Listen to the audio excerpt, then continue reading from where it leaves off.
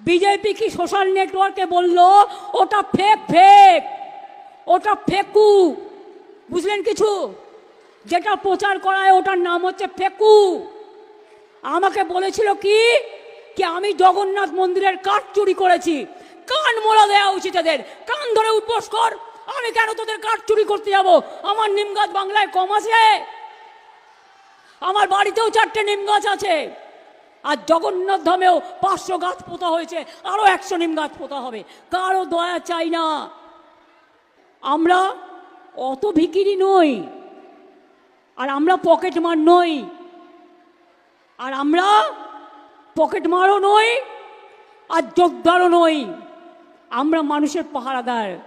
আমরা চুরি করি না, আমরা মানুষকে সাহায্য করি। এটা মাথায় রাখবেন। কি মুখে ঝামা ঘষেছে তো যারা বলেছিলেন তারাই বলছেন না না এখান থেকে নেয়নি। তাহলে আমার বদনাম করলেন কেন?